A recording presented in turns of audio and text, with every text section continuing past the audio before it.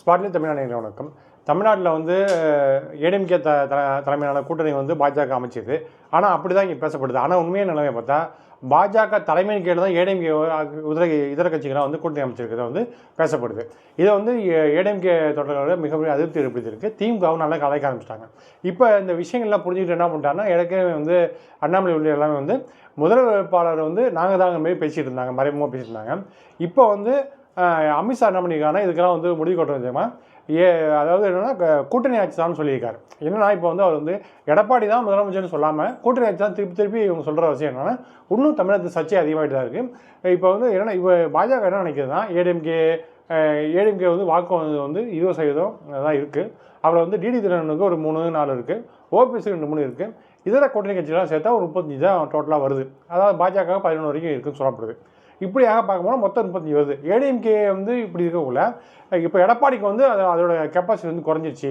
எடப்பாடி தலைமையானது வந்து மக்கள் வந்து அதிருப்தி ஆகிட்டாங்கன்னு சொல்லி ஒரு கால்குலேஷன் போடுது. அதனால் என்ன பண்ணாங்கன்னா, திருப்பி எடப்பாடி வந்து முதலமைச்சர் கேண்டிடேட் நிப்பாட்டினா வாக்கு சதவீதம் வந்து ஒரு 15 வரைக்கும் குறையிறது வாய்ப்பு இருக்குது. கூட்டணி லெவலையும் குறையிறது வாய்ப்பு இருக்குது. அதனால் என்ன பண்ணாங்கன்னா, இப்போ வந்து என்னென்னா பாஜக வந்து ஏற்கனவே 15% வாக்கு வங்கி இருக்குது, ஏடிஎம்கே வந்து 20 இருக்குது. ஆக பாஜக வந்து ஒரு 90 தொகுதி 100 தொகுதி கிட்ட, அதாவது 90 கிட்ட சீட்டு வாங்கியிருந்தாங்கன்னா அவங்க கண்டிப்பாக கணிசமாக வந்து ஆவரேஜாக கூட்டணி கட்சிகள் இந்த ஏடிஎம்கேல இந்த கொங்கு பெல்ட்டு, அப்புறம் ஏடிஎம்கே எங்கெங்க ஸ்ட்ராங்காக இருக்கும் அங்கே பாஜக வேட்பாளர் நிப்பாட்டினாங்கன்னா, அப்புறம் வந்து டிடி உள்ள வாய்ஸு, அப்புறம் ஓபிஎஸ்க்குள்ள வாய்ஸு, பிஎம்கே அலையன்ஸ், இப்படியான விஷயங்கள் ஒரு ஜான் பாண்டியன் கிருஷ்ணசாமி அலையன்ஸ்லாம் ஜெல்லாகி ஒரு 20க்கு தொடர்றதுக்கு வாய்ப்பு இருக்குது. ஏடிஎம்கே டஃப் கொடுக்க வாய்ப்பு இருக்குது. அப்படி கட்டத்தில் என்னன்னா அதிகமாக நம்ம வந்து சீட்டு ஜெயிச்சோம்னா நம்ம பாஜகலேருந்து ஒரு ஆளை வந்து உள்ளே வச்சிடலாம்னு சொல்லி பார்க்கப்படுது. ஆனால் முதல்ல இப்படி வைக்கிறதுக்கு முன்னாடி எடப்பாடியை வந்து அச்சுறுத்துறதுக்காக என்ன பண்ணாங்கன்னா, அந்த வந்து அந்த கேஸ் விஷயத்தை வந்து கட்சி சின்னத்தை வந்து கொடுக்காம இன்னும் எடுத்துக்கிட்டு இருக்காங்க. அப்புறம் வந்து வேலுமணியை வந்து முதல்வர் கேண்டிடேட்டாக நிப்பாட்டுறதுக்கான ஒரு போக்கும் போயிட்டுருக்கு. அதை வந்து அவர் வந்து பயமுறுத்துக்காக தான் என்ன பண்ணாங்கன்னா, இந்த செங்கோட்டையனை வந்து உள்ளே வச்சு ஒரு 6 மாதம் பயமுறுத்திட்டாங்க. இப்போ வந்து கூட்டணிக்கு வர வச்சுட்டாங்க. செங்கோட்டையனை வச்சு முன்னிறுத்தி பயமுறுத்தி கூட்டணி வர வச்சுட்டாங்க. இப்போ என்ன பண்ணுறாங்கன்னா, கூட்டணி வர வச்ச பிறகு எடப்பாடியை ஒதுக்கிட்டு எஸ்பி வேலுமணி கொண்டு வரலாம்னு சொல்லி பாஜக பிளான் போடுது. இந்த கூட்டணியில் ஜெயிச்சு கிட்டத்தட்ட ஒரு 130-140 ஜெயிச்சாங்கன்னா, வேலுமணி வச்சுட்டு கடைசி 2 வருஷத்தில் வந்து பாஜகவில் யாராவது ஒரு அளவுக்கு வந்து சிஎம் ஆக்கிக்கலான்னு சொல்லி கால்குலேஷன் போடுது. இப்படியான இந்த கால்குலேஷன் மத்தியில் என்னென்னா, இவங்க வந்து தோக்க போகிறதுக்கு இப்படியான கால்குலேஷன் பண்ணுறது வந்து இங்கே வந்து எல்லாம் ஒரு நகைச்சுவாக பார்க்குறாங்க. இப்படி பாஜக எடுத்துக்கிற பலவேறு மூவ்மெண்ட் என்னென்னா திமுகவுக்கு ஃபேவராக போய் முடியுது. இப்போ என்னென்னா, விஜய் வந்து கண்டிப்பாக வந்து 20% வாக்கு வங்கி வருவார்.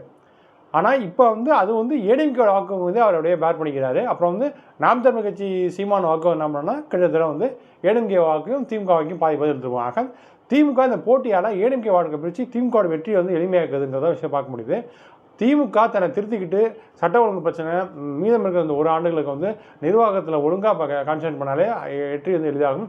ஆனால் அதை விட்டுட்டு என்னென்னமோ திமுக வந்து சதி பண்ணிட்டு அடையுது.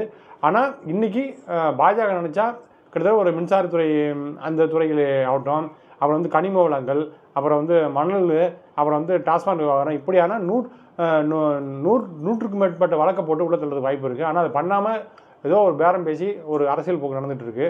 ஒரு வணிக ரீதியான போக்கு தான் பார்த்துட்டு இருக்குது. ஆனால் பாஜக தமிழகத்தை பிடிக்கணும் நோக்கம் கிடையாது. ஆனால் ஒரு குறிப்பிட்ட இடம் ஜெயிக்கணும் அப்படிங்கிற விஷயத்த இந்த எலெக்ஷன் டார்கெட் வச்சுருக்காங்க. அவங்களுடைய டார்கெட் வந்து அடுத்த எலெக்ஷன் தான் அவங்க டார்கெட்டாக இருக்குது. ஆக இப்போ வந்து நூல் விட்டு பார்க்குது. திமுக வந்து கிட்டத்தட்ட வந்து எடப்பாடி ரேஞ்சுக்கு வந்து திமுகவும் பாஜக சரண்டர் ஆகிட்டு விஷயம் பார்க்க முடியுது. ஆனால் அதெல்லாம் தாண்டி இப்போ வந்து மக்கள் விழிப்பாக இருக்காங்க. அதற்காக தான் திமுகவும் வேஷம் போடுது, எடப்பாடியும் வேஷம் போடுறாரு. பாஜக இந்த நிலையை நல்லா புரிஞ்சிருக்கு. திமுகவோட ஏடிஎம்கேவோட பாஜக நிலைமை நல்லா புரிஞ்சிருக்கு. அடுத்த வீடியோவில் அடுத்த ஒரு கலைவனத்தை பார்ப்போம். நன்றி, வணக்கம்.